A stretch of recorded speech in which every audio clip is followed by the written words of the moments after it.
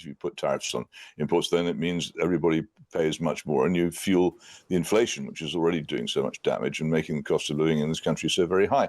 I'm not sure Sir Keir Starmer has that many options. It's not for me to feel sorry for him. But if I were inclined to feel sorry for him, then this would be a good moment to do so. President Trump's big announcement in the Rose Garden last night, well, it's changed the economic structure of the world overnight. Keir Starmer's made it clear today that his government will only act in the best interests of the country. Last night, the President of the United States acted for his country, and that is his mandate. Today, I will act in Britain's interests with mine. So we move now to the next stage of our plan. Decisions we take in coming days and weeks will be guided only by our national interest, in the interests of our economy, in the interests of businesses around this table.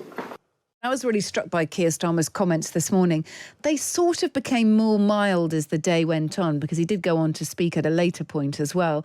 But I thought he was quite sort of strikingly Britain first in that clip that we played there, acting in the national interest, what is best for the UK. And he'd sort of said, you know, the US has decided what's in their best interest, and now we must decide what is in our best interest. And I thought it was strong from Starmer earlier. Well, it shouldn't be a surprise. I think a Prime Minister is elected to look after Britain's interest, to look after our workers, our consumers, and of course our businesses that create the growth that pay for everything else. They pay for our public services and the well-being of our people. So in that sense, I don't think it's at all a surprise. And I jolly well hope that ever since he was elected, he's been looking in British interests. I think there is the wider issue that it isn't simply the tariffs, that we will be affected, as just been said, by all the other things going on. You know, the currency movements, borrowing prices, I would have thought would likely to go up, inflation's likely to go up, and we are part of that global economic world that we will be affected by it. But in all our response to this, I would be amazed if he said anything other than he was going to take what he considers and his cabinet considers is what's best for Britain. So no surprise to me. OK.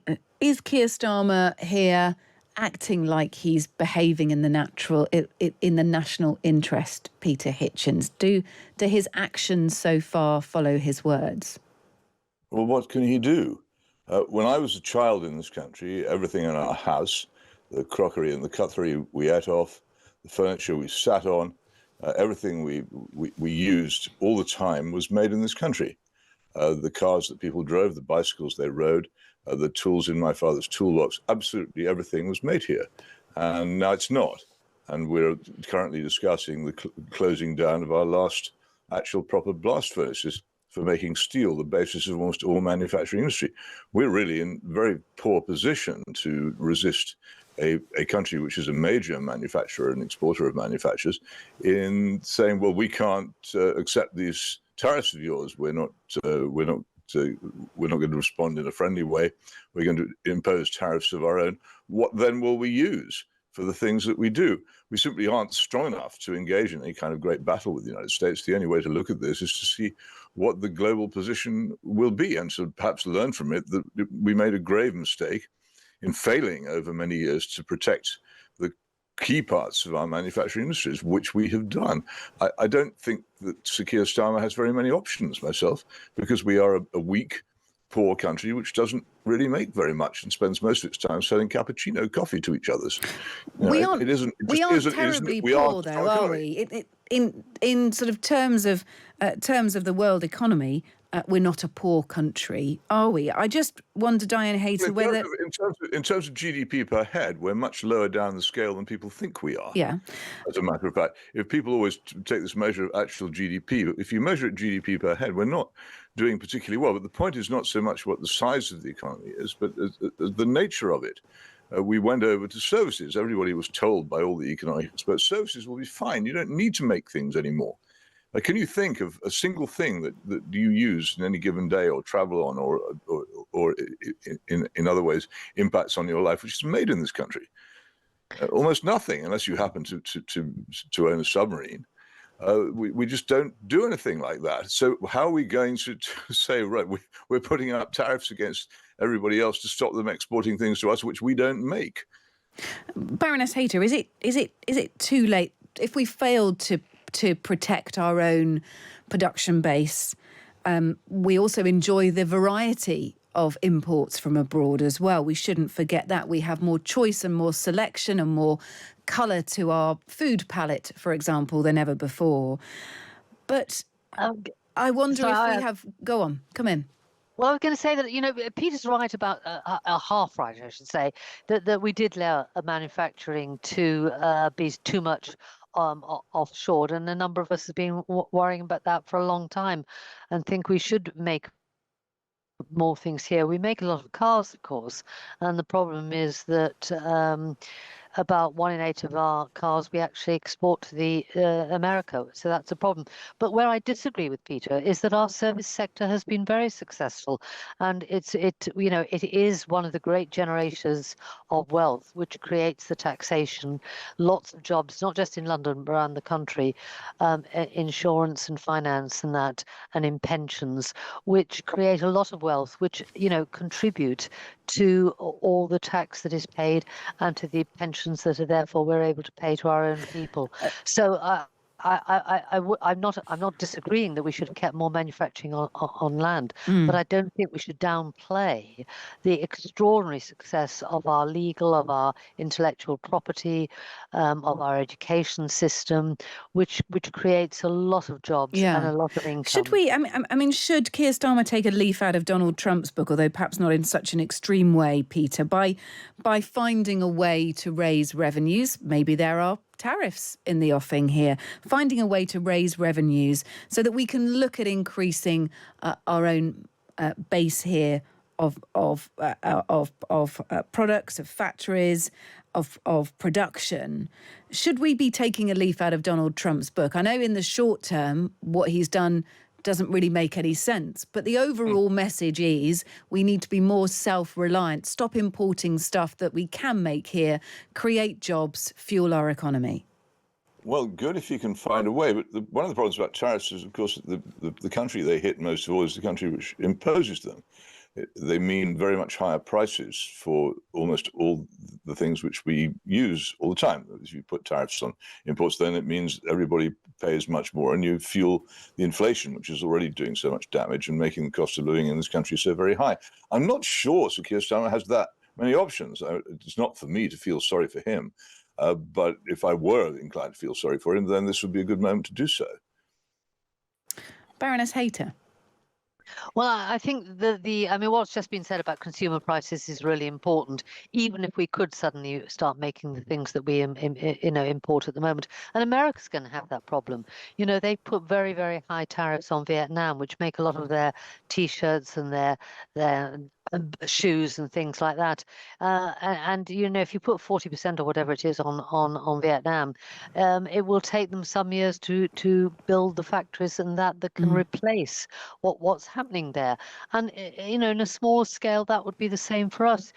We're a much smaller country. I mean, land-wise, you can't suddenly go around building great big new production factories, though I do think what Peter said before about keeping our steel industry going is really important. That's fundamental, not just for the products that are made from it, but for our own defense, if you like, for us not being vulnerable, whether it is to Putin or anyone else, if suddenly other interferences are made with our supply chains and our energy. So there are lots of things we can do. We are obviously doing a lot on renewable energy. That's important. So there are things we're doing, and we should concentrate on those. But actually, putting tariffs on something that the consumers are going to want to buy for the moment doesn't seem to me a very good idea, and we shouldn't be encouraging the rest of the world to get into a trade war. I think we have some standing in the world, and particularly where Trump I think has gone rogue, that I think holding our nerves and saying we don't want a big trade war around the world is something we should give a lead on. The Lib Dems today, Peter, guess what they've said? I can't. Let me About hobby horses. let me offer it up. They've told British consumers to buy UK-made products to support businesses hit by Donald Trump's 10% tariffs. That means buying cars, British-made cars. They're not really British cars, are they, Kate? They're German cars and Japanese cars made in this country. Made in this country using There hasn't been a components British car industry as such for a very for a long long time. I remember it dying. Except at the high end, we do make the Bentleys. expensive ones, but I don't think that many British consumers are going to be able to afford that. I mean, Range Rovers and things. Should we buy British? Is there anything to this? I'm just thinking of a way of protecting ourselves. If lots of countries retaliate, if there is a bit of and a lot of people are sort of wary of saying this, but if there is something of a trade war, if this causes issues with the international supply chain, do we need to think about buying British, promoting British products? A lot of the big stuff are things like... Hang on. Peter Hitchens first. Which of us do you want to speak? Is it me or Peter first, please? Okay, sorry, I didn't mean to talk over you, but I remember being so old, the number of exhortations which we've been through: export or die, I'm backing Britain, buy British, all these things which were told to us. In fact, we didn't export, and we have sort of died, but we've kept on going, as I say, on this raft of service industries and indeed borrowed money, which keeps the country looking as if it's still rich, but it isn't really. I'd love to be able to buy British things, but what British things can I buy?